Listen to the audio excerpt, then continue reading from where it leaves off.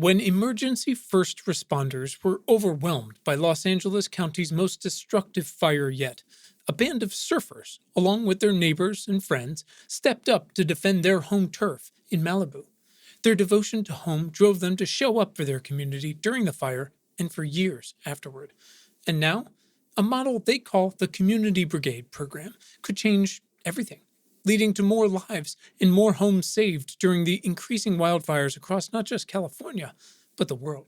Join reporter Adriana Cargill from KCRW, NPR's All Things Considered, Crooked Media, and more, as she investigates a wildfire story that is not depressing, but is, in fact, a clear hope for the future. Listen now to Sandcastles, an award-winning podcast about home, how we create it, and why we fight so hard for it. What's in wildfire smoke? And how can you protect yourself from it? Those are today's big questions, and my guest is Dr. Mary Prunicki. Dr. Prunicki is the Director of Air Pollution and Health Research at Stanford University under the Sean N. Parker Center for Allergy and Asthma Research. Her lab examines the impact of air pollution and wildfires on health, specifically immune health. Dr. Prunicki and I got together in late summer 2021 as fires and smoke just enveloped the American West, and eventually the East Coast too. Almost 2 years later, the West has seen a very wet winter and relative, if temporary, respite from fires. But Canada's on fire now, and everyone can see and taste the smoke as the jet stream carries it all the way across the continent. So it's always a good time to understand how to protect yourself and your family, and that begins with understanding what you're protecting yourselves from. So we're rerunning this very popular and necessary conversation to make sure you and I and all of us are up to speed all over again. Welcome to Important, Not Important. My name is Quinn Emmett, and this is Science for People Who Give a Shit. In our weekly conversations, I take a deep dive with an incredible human like Dr. Prunicki, who's working on the front lines of the future to build a radically better today and tomorrow for all of us. Along the way, we'll discover tips, strategies, and stories you can use to get involved and become more effective. So look, wildfires aren't new, of course. They're important. They're as old as the trees and bushes around us. But today they burn hotter, more frequently, and they burn much more than trees and shrubbery. And there's so many more people who are inhaling that stuff than ever before. So this incredible and incredibly helpful conversation can get you to a place of understanding about what's happening and why, and most importantly, what it means for our health. My guest today is Dr. Mary Prunicki, and together, this one's a little more timely. We're going to try to help you folks understand wildfire smoke, what it is, what's in it, as far as we know. And again, as far as we can tell, and by we, I mean Dr. Prunicki, I'm on the receiving end, just like you folks are, what it means for your health, your kids' health, should you have them, grandparents, and more. Dr. Prunicki, welcome. Thank you. Thank you for having me. Absolutely. Could you do me a favor? Tell the people real quick who you are and what you do. Sure. So my name is Mary Prunicki. I'm the Director of Air Pollution and Health Research at Stanford University under the Sean Parker Center for Allergy and Asthma Research. So we're an immunology lab, and we look at the impact of air pollution and wildfires on health, specifically immune health. Fascinating. I think just that in itself, that your immunology lab has probably got some people's ears perked up, because I imagine there's some folks, even we get pretty nerdy audience here, but I imagine there's still some folks going, wait a minute, that doesn't sound great.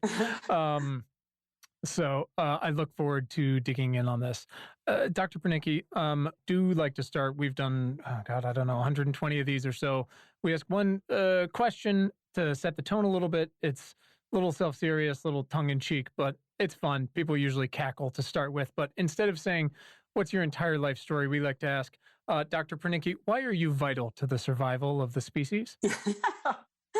I'm not sure I am, but I do feel like the research that we do does potentially impact a lot of people, especially given the wildfires in the West and actually worldwide with climate change. Sure.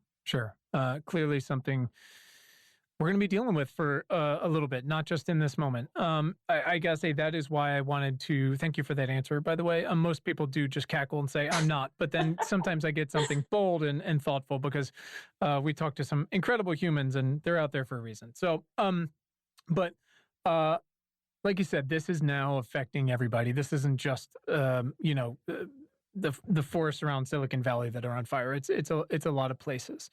And, I try to use this show, not just for my own interest, but as a platform to have conversations about the biggest science-based issues of our time. And I do try to make the conversations usually something a little more evergreen. So less like, holy shit, this is what's happening this week, and more, here's some context for something we're all going to be dealing with as a species with our ecosystems for a while. And as we get to with our bread and butter, the most impactful actions you can take to drive some systemic change and to feel a little better yourself. This one is a little bit of both. And so I'm really glad we're doing this because I think it will be able to help people, because it's not difficult now to look outside almost wherever you are, or one of these increasingly popular and prevalent, where the fires are burning right now maps. I mean, the New York Times has one, and to smell that smoke. Right. So many of the fires are burning in the West, but thanks to the jet stream, you've got places like Maine putting out air quality warnings. And I think it's being on the East Coast for a lot of this year has been very disorienting for a lot of people here. But it's very serious. And I know that I understand, and perhaps incorrectly, but I'm excited to be educated that we're very much in the throes of understanding the ramifications of these things. So, we've been living with versions of regular pollution for a while, as they call it PM2 and nitrogen dioxide. And you see California in the old days and still in London and New Delhi, they've, got air pollution from industry and transportation, agriculture. But this wildfire smoke seems like it's something new to a lot of people. So if we could take a step back, because again, my first goal is always to give people sort of not lowest common denominator, but real context before we get too nerdy with it. Could you actually define for everyone what we talk about with sort of, again, this is terrible, but regular pollution, PM2, and sort of where that comes from, so that when we differentiate for wildfire smoke, they can really understand what we're talking about? Sure. You mean talk about what particulate matter is and where it comes from? Yeah, sort of when people say, this is what's been causing asthma and this, and comes off roads and tires and stuff like that. Okay. Yeah. So when we talk about air pollution, there's a variety of pollutants. But probably the most research has been done on particulate matter. And the number denotes the size of the particulate matter. So PM 2.5 are particles that are 2.5 microns and smaller, whereas like PM 10 are particles 10 microns and smaller. And the reason that the size makes a difference is because the larger the size, the less it can impact our airways. So PM 10 goes about halfway down our airway. PM 2.5 is small enough to go all the way down to the base of our lungs and then cross over into our bloodstream. And so the thought is that the smaller the particle, there's also ultrafine particles. The smaller the particle, the more damaging, because the more it can penetrate. And so a lot of the research is focused on air pollution and looking at PM 2.5. And, it's without a doubt shown globally, the more you're exposed to chronically, the shorter your lifespan and the lesser your quality of life. So that's just, you can look at a graph showing different parts of the world and how much exposure people get, and their lifespan is shorter if they're exposed to more. And so when we talk about wildfire smoke, about 80% of the smoke is composed of PM 2.5. Which is, and a lot of other things, a lot of toxins and things like that. But that's why when we talk about, toxicity from smoke, we have a good base from air pollution research to kind of understand what's probably going on with the wildfire smoke. Okay. And that's really helpful. I mean, I think when you're doing this every day, God, I'm nowhere near your level or a scientist, but trying to help people in a generous way keep track of the way these things are going. And we have a lot of readers and listeners from all over the world. You start to see more and more of this research about infants or babies in utero or pregnant women or older people. I saw something this week, Alzheimer's Association, I believe, about older women and dementia. And obviously, because it's America, that marginalized people are far more exposed to these things, whether it's in California, the uncapped oil wells, or transportation, or I think it's something like 60% of Black people in America live within 30 miles of a coal plant, whatever it might be. And then, of course, we saw with COVID, so many people were adversely affected who had pre-existing conditions. And, I know we're still a long way in some ways on causation on some of these things, but it's not great. Right. So let's dig into this wildfire thing if we can. And again, just for folks on the East Coast who are new to this, why these things are happening, I am not, and I imagine, Doctor, we're not against wildfires. Yes, they are inherent to nature. They're useful. They're good for forests and vegetation. The issue is, in a broader way, again, just context, the greenhouse gas emissions from this industrial era have caused global warming, and in the West and in Siberia and other places, warming has resulted in drier vegetation. And along the way, we've moved more into these places, so we've suppressed these fires as opposed to how indigenous peoples controlled them for thousands of years before we showed up. And we've suppressed them because while everything's been drying out, again, we've been moving into these areas. And so now when they burn, it's not just vegetation, as you were saying with some of the other things that are in the smoke, it's homes that are burning and businesses and cars and roads, asphalt, bridges, yada, yada. Fires make it hotter, which makes more fires. They create their own weather. They create lightning. It makes more fires. We spit out CO2, which means any decarbonization gets worse. Anyways, the point is where there's fires, there's smoke to reverse it. And that's what I want to dig into. So, Doctor, you said that we have this because of decades of research into air pollution. And I know that's always increasing every day, the research that is. But what do we know so far about how wildfire smoke differs in content, I guess at least, or wherever you would like to start, from more typical pollutants? And then I guess we can get into how it actually affects our bodies. Right. So the thing about wildfire smoke, particulate matter in general, it's composed of what's around for it to be formed. So particulate matter is not some homogeneous thing. It really depends on what's being burned. So wildfire smoke, for example, from a wildfire in a forest is going to look different chemically than wildfire smoke from a town being burned down, where you have plastics and chemicals and things like that going up in smoke. So we know that, in fact, there was a recent study showing that the particulate matter from air pollution is less toxic than the particulate matter from wildfires. So when wildfire PM 2.5 is inhaled, it's more toxic than just general old air pollution PM 2.5. We know that there's going to be an increase in hospitalizations for respiratory events up to 10 times more than if you're exposed to the wildfire PM 2.5 than just regular elevated poor air quality. And we also know that if we look at the speciation of the PM 2.5 or PM in general, sometimes we see it associated with different heavy metals, different toxins, different toxic chemicals, things like polyaromatic hydrocarbons, cancer-causing agents, things like that are carried on the particulate matter. And so when we inhale it, it's those things that are also adhered to the particulate matter that's causing damage within our body. So there needs to be more research on how a particular type of smoke impacts health. But we know in general, smoke is bad regardless. Sure. It's just how bad. Sure.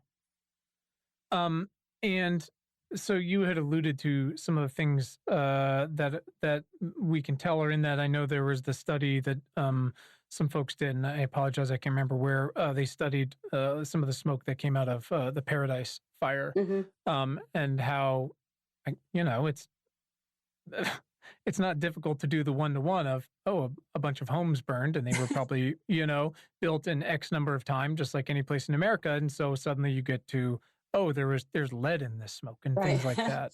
Right. The California Air Resources Board put out a report, and they looked at they looked at what was going on in the air during the Paradise Fire, and I think it was the Butte Fire. It was two fires, but with the Paradise Fire, they saw an increase in lead levels for a day that people were exposed to with the smoke, and we know any exposure to lead is bad. There are also increased other heavy metals, zinc, and a few others that didn't reach the threshold of toxicity like the lead did. But we know that, it's not just smoke, it's the heavy metals in the smoke and other things that we should be concerned about. And like you said, baseline smoke already not great. Not helpful to add the toxic metal. Not helpful to add the toxic metals in. Obviously, what happened with Paradise is such a tragedy. But we've already seen, an entire town in Canada wiped off the map a month ago. It's entirely possible, as most things throughout my day, that I'm incorrect on this or somewhere off base. But I imagine that a percentage of these fires, certainly, if not most of them, are not directly burning homes and cars and things like that, or yet. But so they're burning more of our forests and our state forests and things like that. That smoke. So that's a lot of the stuff that's being blown through the jet stream to the East Coast or up and down California and Southern California when that kicks off in a month and gets very hot. What do we know about what that, I guess, the more common wildfire smoke, what do we already know about what that does to our bodies? Now, like you said, you're in an immunology lab. So how do those things connect? How did we get to that point where that makes sense? Right. So we know that when a population is exposed to the wildfire smoke, there will be an increase in respiratory and cardiac events showing up in emergency rooms and hospitalizations. So we know that people are going to be coming in for things such as asthma exacerbations, COPD exacerbations, acute bronchitis, pneumonia, and also things like arrhythmias, heart attacks, strokes, where pregnant women are impacted by the smoke. And we're finding more and more different populations that are at risk and are, if you actually look at the data, end up needing some type of medical services during exposure to the wildfire smoke. We also know that as the smoke goes through the air, as it ages, it becomes more toxic. So we know that breathing smoke produced the same day is not as toxic as breathing that same smoke as it has aged a few days. And it has to do with the production of free radicals and things like that. But, there's just nothing good to be said about breathing the smoke, whether it's, whether you're directly by the source or, it travels, which it can travel thousands of miles, right? Sure. It can still cause problems. And now, where does immunology come into all this? Is that for any age spectrum, any demographic? Are you looking at something particular? At what point were you like, oh, this goes, again, not to minimize it, but this goes deeper than some daily inhale? Right. Well, so a lot of diseases, their basis kind of comes from problems with inflammation or, problems with your immune system. But the way that we tie in is that for over 10 years, we've been doing air pollution research, looking at kids exposed to elevated air pollution and looking at their immune system. But then more recently, we've looked at both kids, teenagers, and now we're studying other populations like firefighters, looking at how exposure to the smoke impacts their immune system, impacts their, the association with a subsequent disease. So what we know, we did a retrospective study looking at kids, just 6 to 8 year olds, that were either exposed to a prescribed fire, which is a controlled fire, and helps alleviate future wildfires, Sure. The smoke from But that still versus the smoke. smoke from a wildfire. And these were kids about 60 miles away from the fire itself. Hmm. And we found that the immune system was impacted less by the prescribed burn in comparison to the wildfire. And the prescribed burn seemed to put out less pollution overall, which is, it's controlled. So that makes sense. Sure. But there's certain changes that happen in your immune system that make you less effective at fighting disease, and changes that cause inflammation to be produced in the body. And inflammation is not a good thing either. We also looked at teenagers exposed to wildfire smoke, and we could see subclinically. So if we looked at their blood, we could see elevations in inflammatory markers. We couldn't see any clinical expression. Like, it's not that they were, having a heart attack or having trouble breathing. But if you look at their blood, you could see, microscopic changes. And we don't know, does that lay the foundation for further disease down the road? Is that setting kids exposed to smoke in a different direction as an adult for chronic health problems? We don't know the answers to that. And does that just take time? It takes more research. Yeah. Sure. Yeah. Right. And looking over time for repeated exposures. And so that's why some of our research, we're studying retired firefighters who obviously have been exposed for years to smoke. Sure. And then we're studying active firefighters, looking at their blood before and after fighting a fire to try to determine, how does it, and from that, hopefully we can extrapolate. We're also looking at healthy people exposed to fires. How Sure. does that impact us acutely, and does it impact us long term?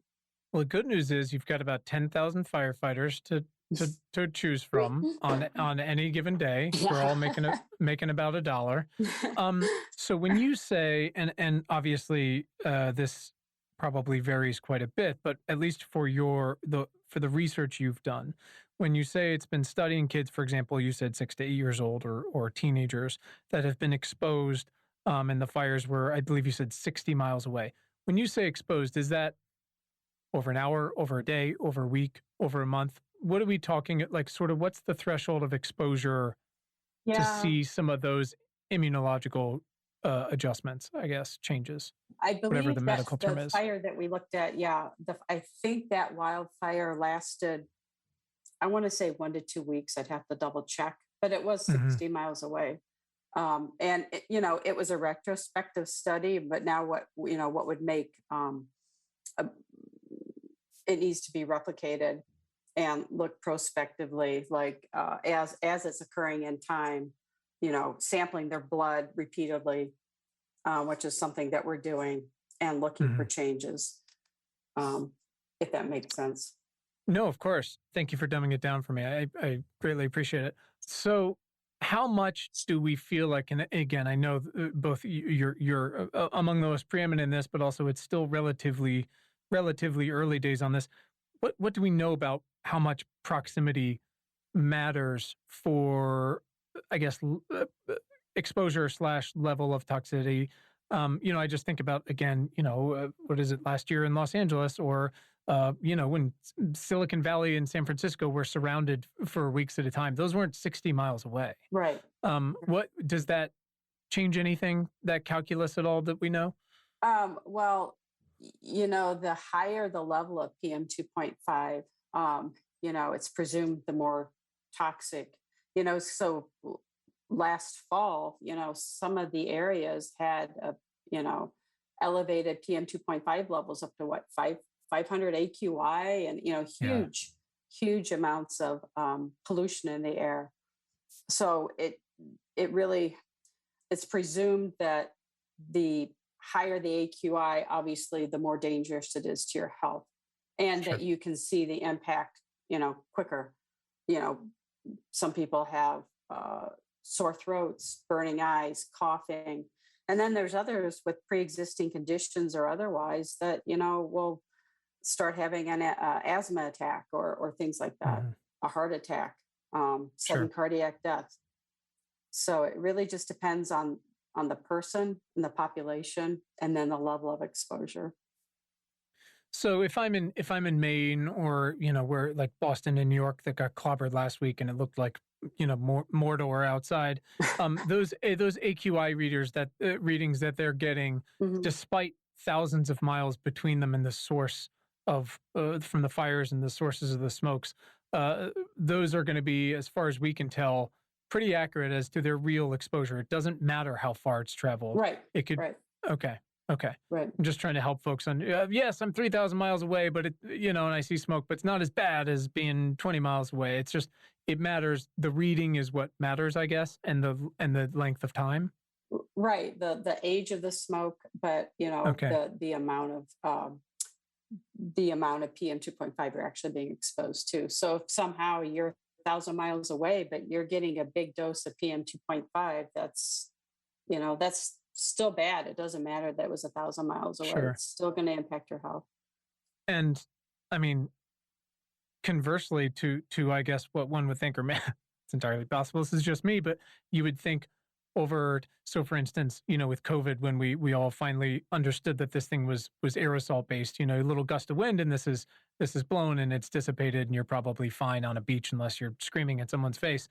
But for this case, if I'm 1,000 or 2,000 or 3,000 miles away from the source of this fire, it's actually probably taken a few days to get to me. And now the smoke has actually aged more. Correct. So it's the opposite effect as far as we can tell. Well, I mean, we don't have really good data yet to say, sure, okay, smoke that's 4 days old is going to have this impact on your health as compared to very new smoke. Sure. It's not to that granularity yet, but we're working on it. We've got plenty of smoke to work with, so you're welcome. Yeah. So talk to me about folks with pre-existing conditions. So we've talked about kids a little bit and some potential, you've seen some markers that could potentially lead to long-term immunological changes. And again, my kids are young, but they're white privileged kids who are going to be fine. I don't want them to be exposed to this. I, again, was a young white privileged kid, but I had exercise-induced asthma, and I was a swimmer, and I probably went to the emergency room, I don't know, 15 times in 5 years in the back of an ambulance. And I remember EMTs working on me in front of all my swim teammates and how horrible what that feeling was. And that was just an internal thing. That wasn't because of any external exposure or anything where my family lived or what it might have been. But I remember getting to a point where my parents going, oh, you ran out our health insurance, for the family because of this. But at least I had that. And we know so many kids don't, and so many people in California and Los Angeles and around the Bay Area do not. So there's a lot of kids that aren't going to be able to escape this sort of thing on a day-to-day basis or permanently. We know that. I mean, they've been, again, my friend Molly Peterson is a reporter. She's done reports about the heat around schools and how it makes it more difficult to learn, all this stuff. These kids, it doesn't get cooler at night. So let's talk a little bit about healthy-ish middle-aged people, and if you could, some, I guess, folks with pre-existing conditions, and then older folks with respiratory conditions. I mean, specifically, my mother-in-law, who's kind of a respiratory nightmare, and when COVID was a hint of it, I was like, guess what? You're not leaving your house forever. So, here's the deal, because it's like one swipe and she's out of here. Yeah. So what do we, not her particularly, but what are the pre-existing conditions most likely to be affected by an exposure to a certain amount of this? Yeah. So definitely people with respiratory conditions. So people with asthma, people with COPD, things like that. Studies have shown kids, age 0 to 4, and then older adults, 65-ish and above.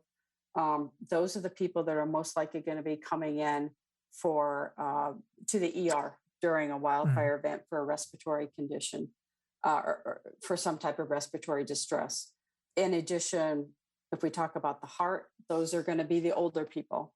So again, 65 and older, those with pre-existing heart conditions. You can, have the heart attack. You can have the arrhythmias. You can. There's actually a study looking at out of hospital sudden cardiac death. So that's when you hear about people just literally dying on the spot. The heart just completely stops. they found that that is increased during wildfire events. And those weren't previously kind of acknowledged because those people don't make it to the emergency room. So they weren't Interesting. kind of tagged in that way. Sure. But if you look at the ages, that drops down to in the 30s for people No being at shit. risk. So, that's obviously a problem. People with strokes, that's going to be the older people, Mhm. that might have a stroke due to the wildfire smoke. If you look at vulnerable populations, that's going to be obviously the very young, the very old, people with pre-existing conditions, people of color, Mhm. people with homeless people, Mhm. people who are outdoor workers. Mhm. Um, Trying to think if I'm forgetting any populations, pregnant women. Mhm. All those categories are going to be at increased risk compared to just your general Sure. healthy adult. Could you do me a favor and just take a quick step back? And this is something that's been on my list to talk about with someone at some point, because it seems to be, again, as much as like I'm a caveman and I can try to understand the bare minimum of it. But could you talk to us for a moment about inflammation? When you say that so much comes down to this, could you actually just paint that picture? What do we know about inflammation? Well, I know it's a body's natural response, but does it go overboard? Are there other things that drive it? And what do we know about, again, besides some of the things you've just indicated in the last minute here? What does it do? Why is that such a thing for us to understand? Yeah. So when there's inflammation in the body, there's components in the blood that, inflammatory components that do their thing throughout the body. And it can kind of skew your immune system to be more in an inflammatory state.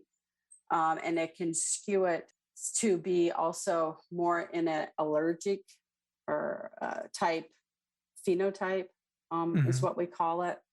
And so, none of those things are good. You want to have an immune system that has plenty of the good, healthy kind of peacekeeping cells in your Hmm. body, kind of keeping track of and keeping a hold of these inflammatory components.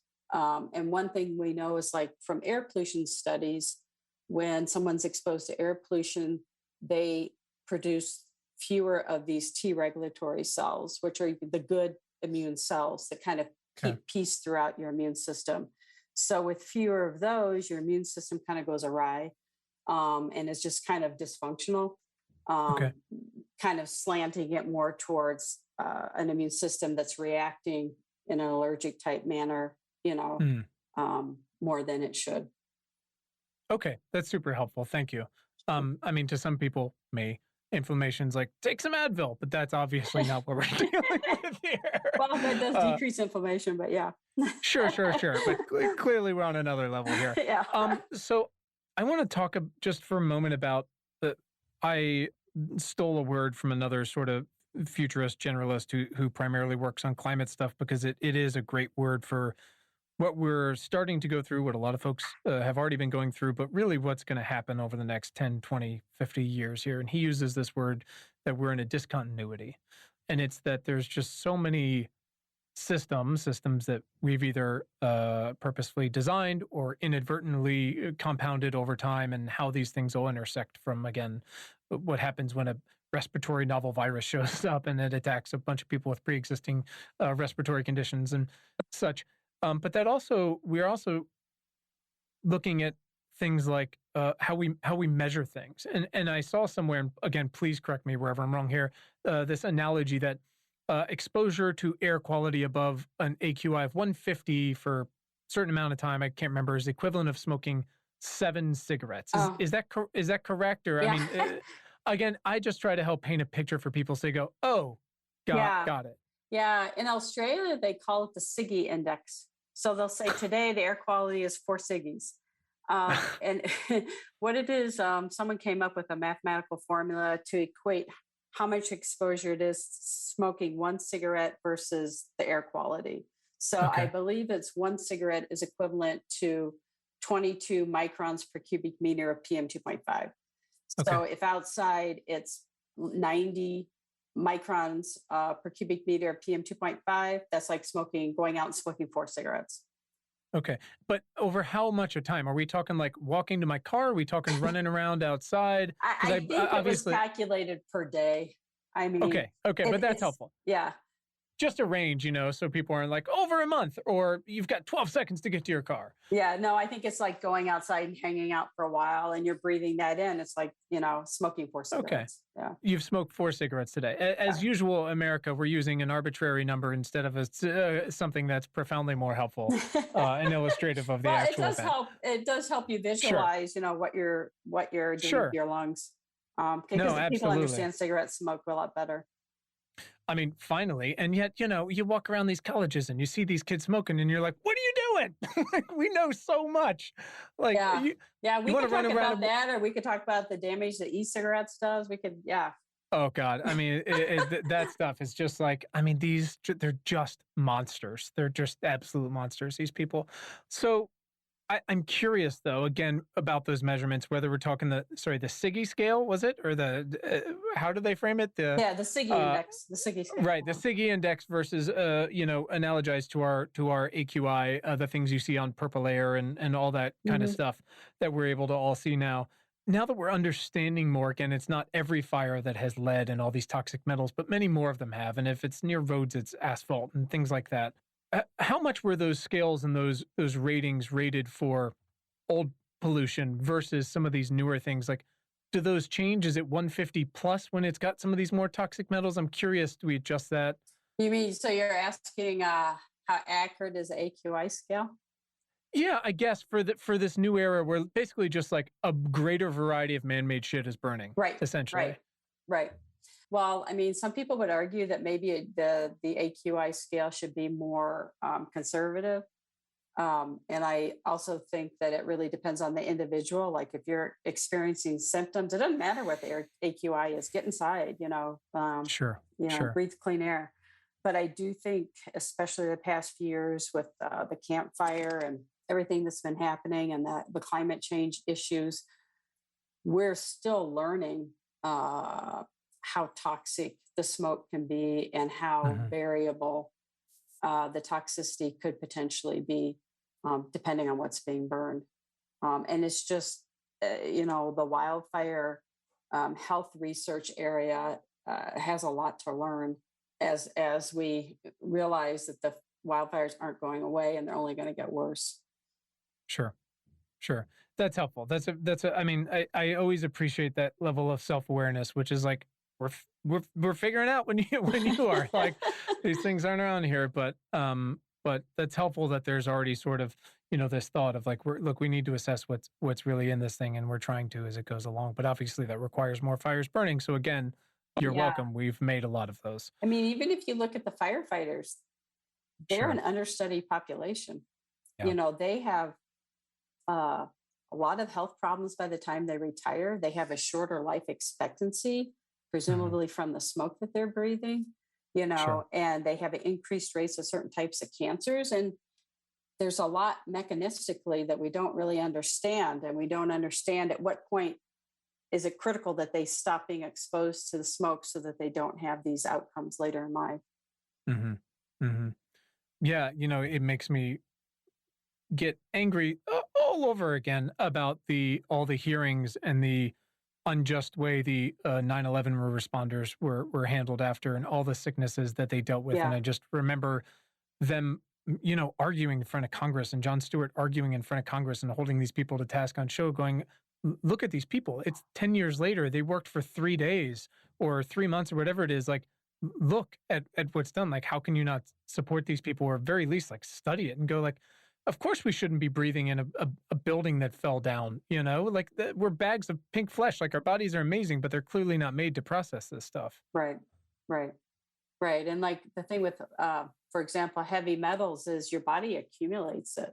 And things like PAHs, the polyaromatic hydrocarbons, it's attracted to fat. So it wants to go settle in your fat stores. I mean, and what is PAH? Sorry. It's polyaromatic hydrocarbons. There's different types, but some of them been associated with cancer, Yeah, so it's not like once you're out of the smoke, your body completely recovers, depending on sure, what you're being exposed to. sure. So, good news, bad news for everybody. We just had this whole pandemic, which is actually still going on. I'm not sure if you're aware of that. Super fun. It's back. Look, we always build towards these action steps, right? When we try to get really specific, not just like call your congressperson, but it's usually call this specific congressperson about this and read this script and push this button. We know the best ways to reduce exposure to wildfires and smoke are decarbonizing and electrifying everything we can find and burying all of PG&E's power lines wherever we can and right and Yeah. listening to indigenous people who are like, we've been telling you like we had this under control for a long time. Obviously those haven't happened for a reason. They're incredibly expensive. The clock is ticking in a different way now, but they're going to take a while. But to protect one's own health, my mind goes to masks. Everyone's got these wonderful cloth masks that we've gotten, and some of them have filters. They've cut them from vacuum cleaners, or now there's whole industries they're making them. Could you just do me a favor and disappoint me very quickly and tell me how those don't work before we get to what does work? So cloth masks, surgical masks, they give you a small amount of protection, not nearly what you need for wildfire smoke. Okay, so great. Everyone can keep those for COVID. You'll need something else. Right. So what does work? Let's talk about out and about, or even if it has to come in your house or your school. What can we wear on our person, and then we can get into, I guess, residential and commercial type equipment. Yeah, as far as what to wear, it needs to be an N95 mask, Okay. because that will filter the small particles. The thing you need to be aware of, though, an N95 mask does not filter gases. And so part of wildfire smoke has gases. So that's still an issue. That's why it's always better if you can just stay out and away from the smoke. It's better to do so. The other problem with the N95 masks is you'd have to have a perfect seal, right? Which is Right. not possible to do, especially long term. For kids, it's super hard. If you have facial hair, you don't get the right seal. And so the masks are great, but they're not really the end all and be all. It's better to be away from the smoke. It's better to Sure. be inside, assuming your air quality is good inside, and to just not mess with it if possible. I think it reminds me of again, all of these incredible frontline medical workers who look, we've all seen the incredible diagrams online and the modeling of, if you're at this part of the restaurant and this person's got COVID and they cough this way, like you'll get this, but wear your mask and it's as tight. And it's the same, but when we've lost so many nurses and doctors and support staff because they're inherently in an environment where they're just surrounded Right. by people who are infected and breathing that stuff. And I imagine that's the equivalent of this smoke. It's not this single direction puff coming at you. It's that if you don't have this tight seal, it's getting in. And like you said, and gases. Yeah. Yeah. I mean, it's better to have it than not have it, but it's not Sure. a perfect solution by any means. Do we know anything about, again, let's use that 150 number, or whatever you would prefer, because I'm a moron. How long is an N95 mask going to cut it if we're outside doing, walking or at a kid's game or whatever it might be, or if we're working at someone who has to work outside? Yeah. I mean, I think it depends on the mask. I know a lot of them will come with, some type of informational sheet that says it's intended for temporary, not permanent use. It's disposable, Sure. or it'll give you how many hours. Okay. Yeah. So follow the directions. Got it. Yeah. So weird. Okay, so that's helpful. So N95s, follow the directions. They are temporary. Look at your AQI and understand. But best case scenario, obviously, stay away from it if you're able to do so. Let's assume we can get inside somewhere. Let's assume it's either our apartment or our home or a business that we have some sort of say in. Mhm. We've all, again, learned so much this year about HEPA filters and filtration and things like that. Right. Where schools, they have, and this is the thing, right? So many schools have spent so much money over the past 6 months putting in windows and bringing in fresh air. fun fact, that's not great when there's wildfire smoke outside. So now we're talking about filtration, I imagine. Right. What is going to cut it? What is helpful? What is not? Any ideas? Yeah. Well, I'd say number one, when you're talking about indoor air, know what your air quality is. Okay. I mean, to my knowledge, there's no standard method to measure indoor air quality in our schools or businesses. So you kind of got to start with what that number is, because there's a lot of factors of the building, how drafty it is, and Sure. how good their HVAC system is, if they have an HVAC system. All those types of things will impact how well, if you have a MERV 13 is considered really good, but if your Sure. building has the right amount of filtration, when you're talking about your home, you have to make sure that whatever level of filtration you put in your unit, that your home can actually handle that type of airflow, because the tighter the filter, the harder it is to pull the air through. And so it's not super simple to know what is most appropriate for your home. Sure.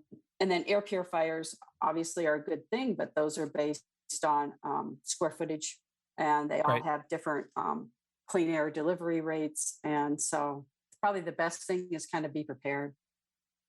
Sure. So you're not scrambling when the smoke hits. Sure.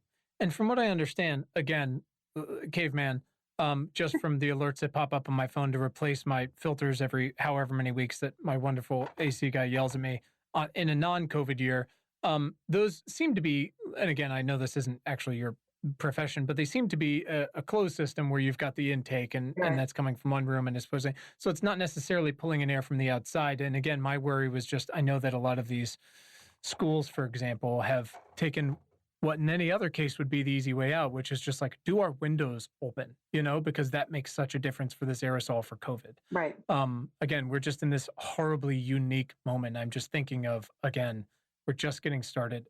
We're recording on July 29th. It'll come out in a day or two, but everyone's going back to school in the next 5-6 weeks. And Southern California hasn't even gotten started with their fires yet. Right. So again, we've got, educators and all kinds of folks that listen. I'm just trying to help them think through this. Yeah. I mean, it's a debate whether or not, when the wildfires were here last fall, some schools closed, some didn't.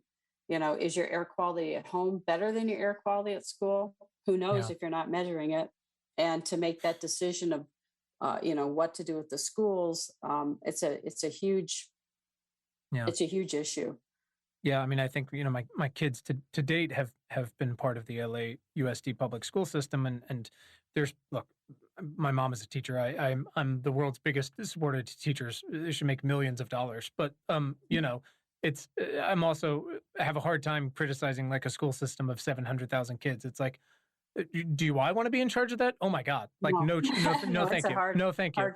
There's no win where 80% of the kids are on free lunch and free breakfast and they don't have internet. And what do we do? Right. They in so many ways have done an admirable job. But you're looking and someone's going, okay, so you need to open the windows because we've got a pandemic, but also don't open the windows because there's wildfire smoke. But also we're not measuring it inside. So it's just like, and again, I'm not trying to be a doomer here. I'm just trying to paint a reality of this moment of helping people continually take a step back and think about all of the factors involved with what we're dealing with right now. Right. And if you don't have air conditioning, it can get really hot and you've got the smoke. Do you open up your windows and get a little breeze going through and smell the smoke, or do you roast inside your house? Especially older people, it's a huge issue.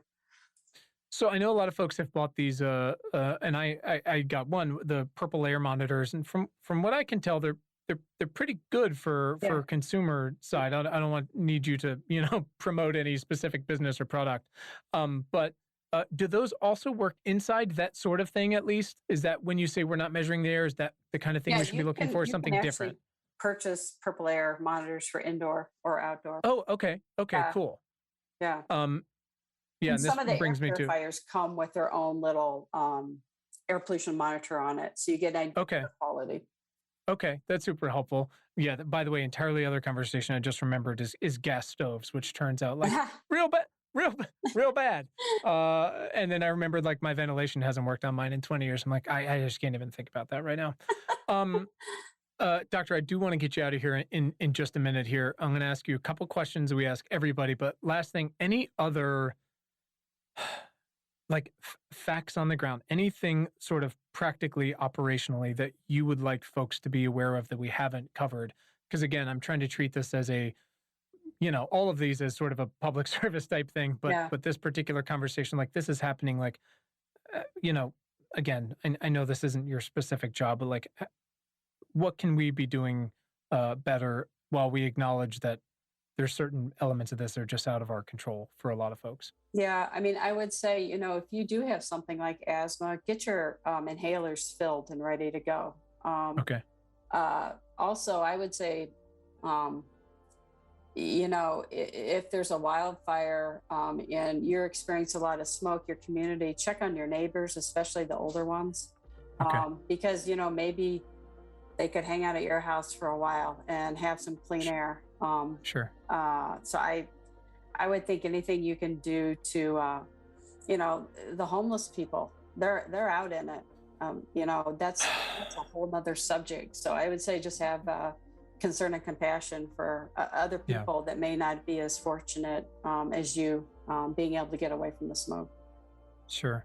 And again, I know this isn't your specific thing, and I don't want to give out specific medical advice necessarily, but people with more pulmonary conditions, cardio stuff, do we get the home paddles or what else can they do to be aware besides like get to the ER if you have to?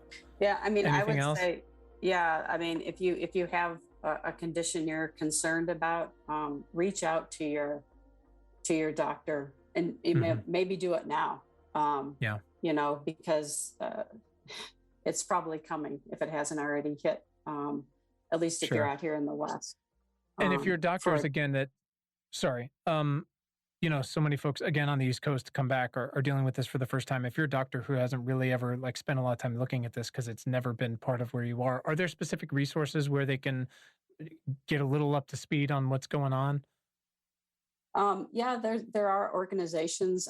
There's physician organizations that are focused on climate change. There's some pushes to do medical education, and things like that. Some good resources would be, the EPA has a website. If you're in California, even if you're not in California, the California Air Resources Board. A good one is the American Lung Association. They put out a report every year and list every city and how they do on air quality. But they also have resources for wildfires. So I would start with some of those. There's actually, if you Google it, a lot of worthy resources where you can find out more how to protect yourself from smoke or things to be aware of. Okay. We'll throw all that stuff in the show notes for everybody as well. Yeah. That's all just profoundly helpful. I really appreciate it. I think there are a lot of folks, again, maybe this is their first time and they're very at the least disoriented by what they see and what they feel and what they smell. But I think there's a lot of other folks that are obviously, again, after this year, look, even if you got a light case of COVID, a lot of people now have some sort of long COVID or pre-existing condition of some sort. And this is just another added thing that makes you go like, well, what am I supposed to do? So the research shows that there's an association between COVID rates and air pollution levels. Awesome. So you're on the right track. Good times. So it's always great when the conversation goes exactly like I'm expecting it to. My wife this morning was like, I was like, hey, maybe she'll just be like, it's not that bad. She's like, I don't think that's the way it's going to go. So, all right, I have a couple last questions for you. And again, I know this was all very quick, so thank you for doing this. But you are doing some incredibly meaningful work. And obviously, it's going to affect and help so many people over a long period of time here as we fix our macro issues. Doctor, when was the first time in your life when you realized, as either yourself or part of your group, when you had the power of change or the power to do something meaningful? When was the first time in my life that I realized I wanted to? Is that what the question was? Sure, wanted to, or that you had the power to do so, or you looked around and said, oh shit, I did that, or we did this, or I'm part of this cool thing. Well, it's not related to wildfire research. It doesn't have to be. Okay. So I took time off from my career. My children have severe food allergies. And I decided when I was going to go back, I was going to, study something I was super passionate about, and hopefully help change, make it better. And so that's how I got started at the immunology lab, looking at allergy, asthma, and ended up being, environmental pollutants. But that was a turning point for me, just seeing what my own children went through. Sure. So you studied one entire thing, had a bunch of kids, and then you decided it wasn't enough and to do even more. That's great. I'm like a guy with a podcast in a half-finished room here. Well, that's wonderful. And that's pretty awesome. It's my children are very young and reckless, but it is easy to be inspired by them on a pretty daily basis. Doctor, who is someone in your life that's positively impacted your work in the past 6 months? Well, I would have to actually say my boss, my mentor. Good answer. She actually just went to spend time at the World Health Organization in Geneva, trying to, make progress on climate change and the impact on our health on a global level. So I think there's probably nothing more awesome than trying to literally help the world. So she's very inspiring. Wow. So again, like you, it's just small potatoes, aiming low, et cetera, et cetera. That makes sense. Last one. And again, we've got medical students, we've got young doctors, old doctors, researchers, all the above, nurses, support folks. It's been a hell of a year. What is your self-care? How are you managing to impact so much research, have children, raise children, live a life, and also not go cuckoo? It's actually running. Okay. I'm trying to run every morning, and now I've I foolishly said I'm going to try to do a 10K in 3 weeks. Okay. I'm nervous, but first one? First 10K, yeah. Oh, you're going to kill it. It's going to be great. I don't think so, but I believe in you. I think you're going to do awesome. Yeah. I think you're going to be awesome. If I run, I can handle everything better, handle the stress better. It is wild how much exercise helps my anxiety. Oh my God. Yeah. It's the days I don't do it and the days I do are very different days. Yeah. Yeah. I think my kids want me to run at this point. Yeah. It's funny. My wife didn't have a lot of background in exercise. And so when we first got together, she was just like, why is this idiot have to go to the gym or do this thing every day? And now it's the point where she's like, it would be great if you left and went for a run because this is not so fun for everybody. Great. Got it. Yeah. Last one, Doc. What is a book you've read this year that's opened your mind to a topic you hadn't considered before, or it's actually maybe changed your thinking in some way? And we've got a whole list of recommendations up on Bookshop. Oh, man. Anything. Doesn't have to be related to your career. Could be anything. Could be your running book, whatever it might be. Well, then I'd have to think of the title of it. I believe it was a book called Night. My children are actually reading, I think it's called Night. My children were reading it for school, and it's about the Holocaust. Eli, God, I'm going to butcher it. Wiesel, I think. And small one. It's very small, but I couldn't finish it. It was so upsetting. Yeah. I'm only partway through. I don't know. I'm not sure when I'll pick it up again. It is just really impactful. Absolutely. I was I'm a monster like pagan atheist, but I was a religious studies major. So I did all of those. And yeah, they're both necessary and also just incredibly difficult to get through and process. But perspective. Doctor, I cannot thank you enough for doing this. I truly am grateful to you for your time and your expertise and putting up with me. That's always the biggest one.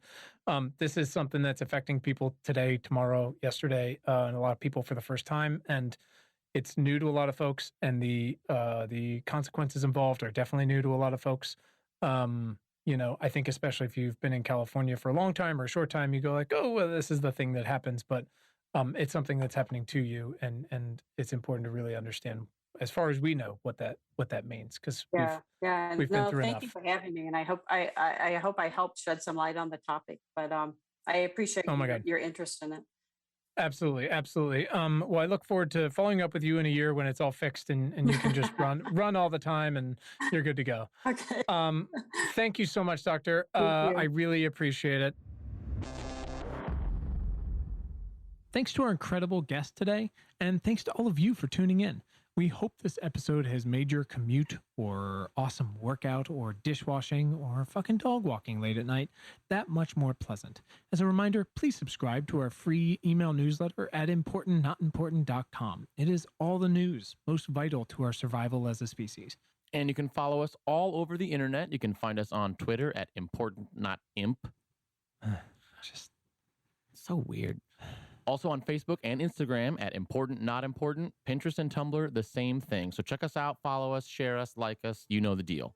And please subscribe to our show wherever you listen to things like this. And if you're really fucking awesome, rate us on Apple Podcasts. Keep the lights on. Thanks. Please. And you can find the show notes from today right in your little podcast player and at our website, importantnotimportant.com. Thanks to the very awesome Tim Blaine for our jammin' music, to all of you for listening, and finally, most importantly, to our moms for making us. Have a great day. Thanks, guys.